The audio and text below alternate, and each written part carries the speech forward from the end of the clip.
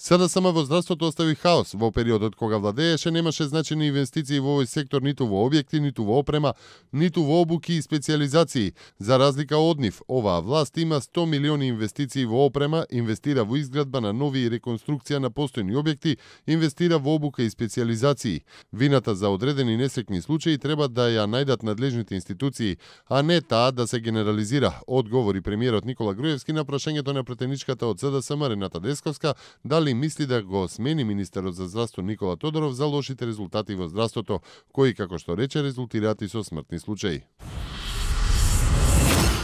7 децении на Врховниот суд се доволен период за негово целосно општествено афирмирање, за потврда на неговиот придонес во заштитата на човековите слободи и права, преку кои непосредно доаѓаат до израз еднаквите и неотуѓиви права на сите граѓани како општо прифатени меѓународни и национални идеи и стандарди, истакна председателката на Врховниот суд Лидија Неделковска на одбележувањето на 70 годишнината од основањето на овој суд. Неделковска додаде дека во ова време на предизвици и турбуленции, на критики упатувани од сите страни и создавање на негативна енергија во општеството, за нив представува предизвик да ги оспорат паушалните и неосновани критики искажани за судството. Ние не велиме дека во судството нема ни за негативности, слабости и аномалии, но на сето тоа критички се осврнуваме, преземаме мерки за нивно надминување и исправување. Меѓутоа, тоа се чини коректно, одмерено, дискретно, без јавен линч и негативна кампања со имидж на инкриминирани настани, како што тоа го милуваат нападачите на судството, туку преку битка добиена во институциите на државата, рече председателката на Врховниот суд. Во наредниот месец и половина треба да биде потпишан договор со германската компанија Костал, која според планираното фабриката треба да почне да ја гради во првиот квартал од наредната година. Кон крајот на мај или почетокот на јуни треба да биде завршена фабриката на ОДВ Електрик и таа да почне со работа. Во овие две фабрики директно ќе бидат вработени околу 2000 луѓе, информираше премиерот Никола Груевски. ОДВ Електрик ја започна изградбата на фабриката во Тирс, Охрид, Струга, рече Груевски и додаде дека планот е таа да биде завршена кон крајот на мај или почетокот на јуни.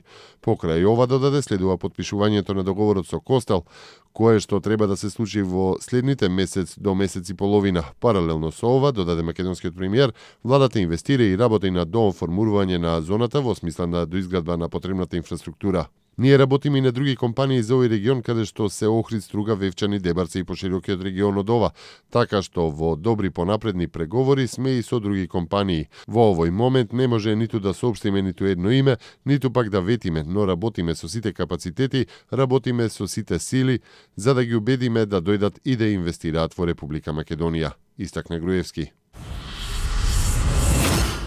Со мерките за градење доверба меѓу Македонија и Грција се обидуваме да наноместиме за многу изгубени години кои требаше да ги потрошиме за изградба на правни и практични основи за билатерална соработка во сите области кои се од значење за нашите граѓани и бизниси, изјави македонскиот амбасадор во Република Грција Дарко Ангелов.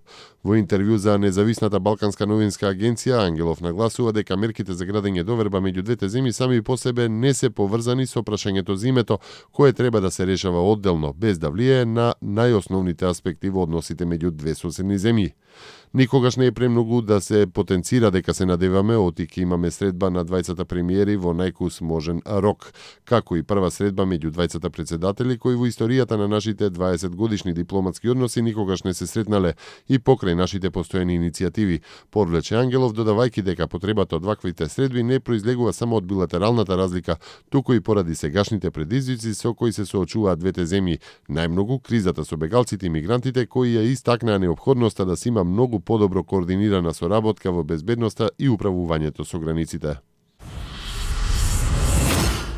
Во изминатите 24 часа на вкупно 3534 странски државјани им се издадени потврди за искажана намера за поднесување барање за признавање на правото на азил. Најбројни се државјаните на Авганистан над 1700, како и од Сирија над 1200. Во периодот од 19 јуни до денеска наутро издадени се потврди на вкупно 189.957 странски државјани.